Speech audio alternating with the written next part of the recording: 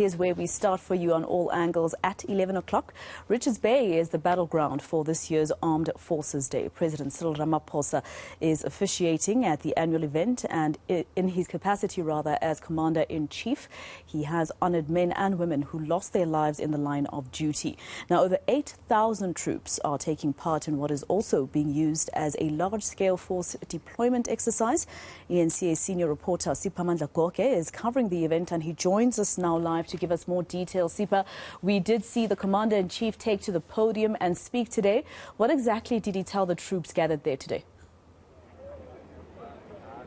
Well, he thanked members of the South African National Defence Force for their service to the country in defence of the Republic. He urged them to continue defending the Republic of South Africa, saying their contribution, dedication and hard work will not go unnoticed, basically saying they are the last line of defence. They make sure that South Africa's territory, domestic and foreign threats are neutralized, and the army plays a significant role in that regard. So he thanked them for their service. This is a special day for members of the army. It's not only that, remember, the South African National Defence Force would have a layer of units. You will have the Navy, which tomorrow will be drilling with Russian warship and other countries, including the People's Republic of China. Those were the reports that were confirmed. So you have the South African Navy, you've got the Air Force, and then you've got the ground troops, all components coming together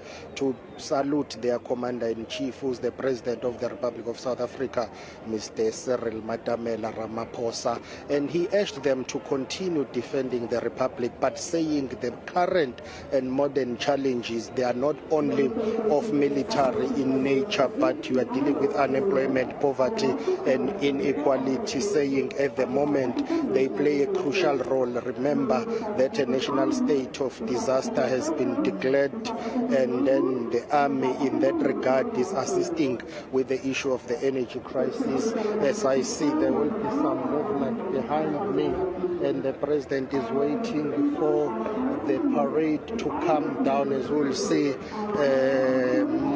I think bikes from the military police, the Navy. You will see this is just a show now. It's a military show whereby the South African National Defence Force is showcasing its military might. They are showcasing their power. This is about sending a picture and a message in terms of technological capabilities, human power or human resource, in terms of the ammunition, the guns, firearms that South Africa has. This is the pride of President Cyril Ramaphosa as the Commander-in-Chief of all the armed forces. It's not only about pomp and ceremony, as you see those military vehicles with members of the South African National Defence Force parading and marching behind them.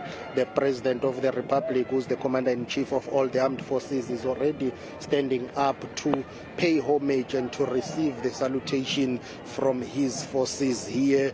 This is significant, and it's got a deep meaning attached to it, because you also remember fallen heroes and heroines, people who would have perished in the line of duty, either in South Africa or outside of this country. Remember, there was a South African soldier who lost his life in the DRC, and they are participating in a number of missions in the continent, peacekeeping missions. So those are also included during the commemoration of the Armed Forces Day, which historically has got its roots during the sinking of the SS Mendi that had more than 600 men, troops who were going to Europe, and they were not adequately honored back then. So a decision was taken to say every year there will be this Armed Forces Day to remember those who were in the SS Mendi, for their bravery. Today is mainly about bravery, sacrifice, dedication, hard work. But you know what I will do, Maseko, if you've got time, I hope you are able to hear natural sound. I will just keep quiet for now and just give you this natural sound so that we'll get a feel of what is happening. This is not only about parading and marching, but it's a significant day. Let's take a listen.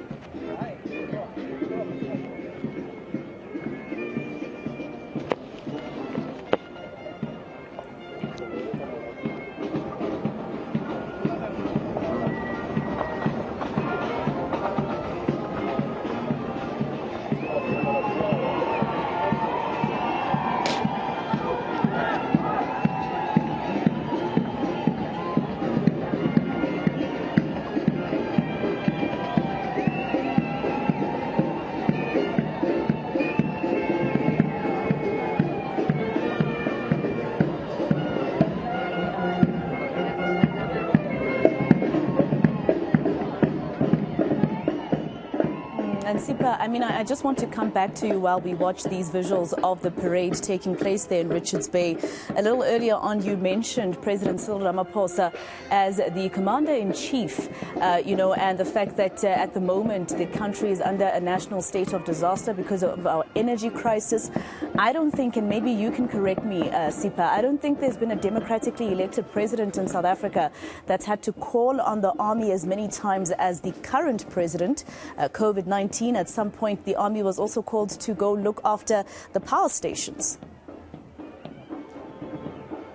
Indeed, not only that, you remember you are dealing with COVID-19. Before I answer your question, let me tell you that the song that they are basically singing here, the army, is very significant. If you listen to what they are singing about, they are singing a gospel song which says,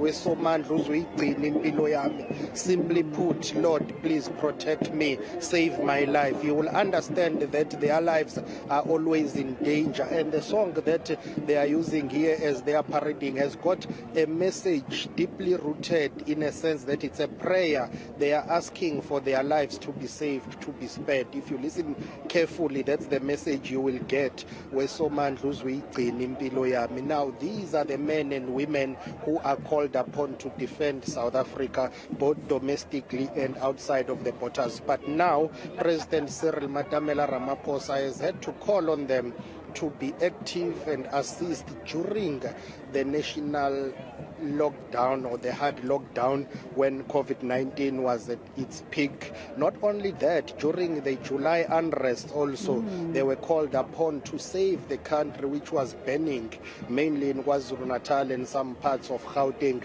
The army was deployed there. Now there has been a declaration of a national state of disaster over the energy crisis. They are looking after some of the infrastructure and power stations from ESCOM, even though critics have been saying, well, you do not really need an army to do that. You need engineers who will fix ESCOM. The irony of it all is that today, as we are here in Richards Bay talking about the Armed Forces Day, the country is facing rolling blackouts in a form of stage 6 load shedding by ESCOM. And so despite all of that, while the government is still trying to find a solution to fix ESCOM, members of the South African National Defence Force have been deployed to key strategic power plants where there are allegations and reports of sabotage. But not only that, the president, together with the cabinet, had to declare a national state of disaster as 7 provinces in South Africa are facing devastating floods. We have heard in the Eastern Cape,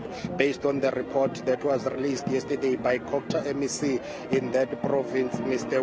Zolile Williams, that about 10 people would have lost their lives. In KwaZulu-Natal, 6 people lost their lives. King Cetshwayo district, where we are, Umkhanyakude, Zululand, Amajuba are some of the highly affected districts in terms of the floods. So you go to the Free State, there is flooding as well. 7 provinces out of 9. That excludes, I think, the Western Cape, if I'm not mistaken, which was not included in that list, where a declaration of a state of national disaster was announced by the cabinet. So the army is at the center in terms of rescue mission. Remember, they've got doctors, they've got engineers, they can build bridges. They are not only firing weapons, they also have skills at their disposal. They have the technical equipment in terms of trucks, vans and bakkies that could be utilized, and helicopters, boats that could be utilized during any recovery or rescue mission. So they are playing that role as we speak, both in terms of the energy crisis as well as a national state of disaster when it comes to floods in 7 provinces across the country. Well, Sipho uSomandla aze ayigcineke impilo zabo so that they are able to go back home to their families no matter what mission they are sent to. That's Siphamandla Goge, our senior reporter, live for us at the Army Day there in Richards Bay. In fact, there is a message that President Cyril Ramaphosa had for those troops as he spoke as their commander-in-chief. Let's have a listen. I wish to pay tribute to all members of our armed forces who, at great risk to their own lives, work tirelessly to help maintain law and order in times of crisis. I commend the highest level of discipline with which they discharge their duties under very difficult conditions. By virtue of their calling, as well as their allegiance to our Constitution, they act without hesitation whenever they are called upon to do so. They act without hesitation when their country needs them most. I salute you all who carry out tasks in time of disaster that literally stand between life and death. We commend the exemplary selflessness, self-sacrifice, and patriotism of our armed forces who, even in the face of great danger, always put the interests of the country first. Always put the interests of South Africans first.